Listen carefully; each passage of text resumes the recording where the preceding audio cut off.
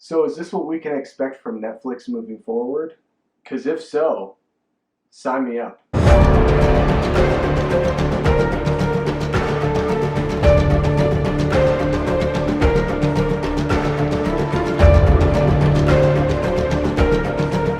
What is going on, guys? Welcome back to my channel, and this is my review for the new Netflix original film, The Irishman. This movie was directed by Martin Scorsese and it stars Robert De Niro, Al Pacino, and Joe Pesci. This is told from the perspective of the lead character played by Robert De Niro, Frank Sheeran, as he recounts his days as a mafia member and his connection to the Jimmy Hoffa case. This is a movie that has been on everyone's radar since it was first announced. You have Scorsese doing this huge, long, epic film about Jimmy Hoffa and bringing back kind of his gangster style of filmmaking.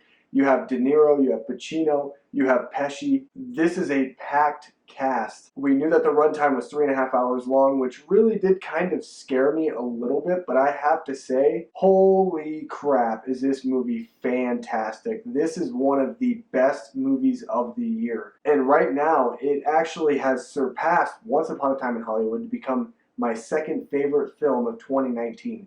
And there are a lot of reasons for this. Number one being that this is an all-star cast that feels like it's a world-class performance from every single angle. Whether you're talking about De Niro, whether you're talking about Pesci, Ray Romano, everyone gives such a great performance. But the best performance and the standout for me in this film is Al Pacino as Jimmy Hoffa.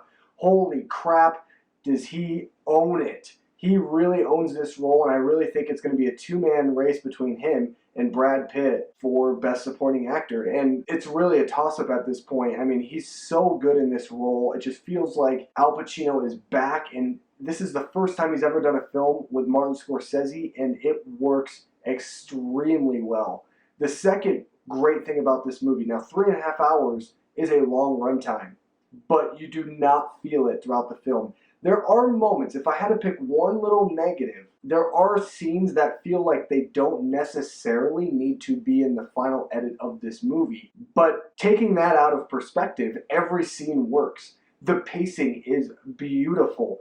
Everything feels so naturally placed, and the movie keeps you engaged from start to finish. When the movie's done and the runtime has culminated into this 3.5 hour long epic, you feel like you want to go back into that world, and that you're not necessarily done with these characters and this story, because they find a way to take a concept like this, the Jimmy Hoffa kind of case, and set in the backdrop of the gangs in Philadelphia and what's happening with the mafia, and they're able to bring you in, make it a real life experience for you as an audience member, and it really just entices you to keep moving forward. I found myself completely drawn to this film.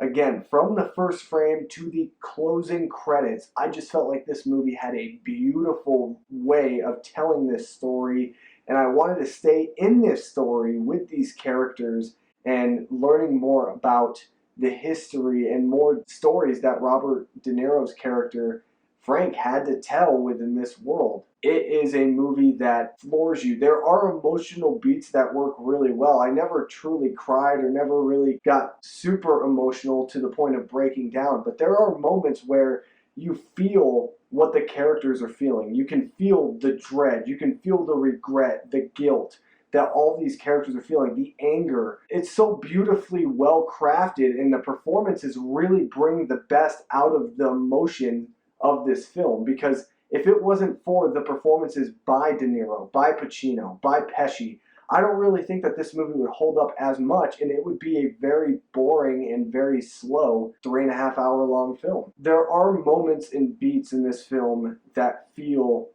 perfect in the way that they were executed. There are ways that they craft this story so beautifully that really set you into the backdrop and the setting of this film. And I gotta say, the de-aging technology that they use in this movie, I didn't even notice it, except for one scene, which is very obvious that it's CGI. But everything else, I was like, holy crap, like they went back in time and plucked out Robert De Niro from the 1980s and 90s and put him in this movie front and center.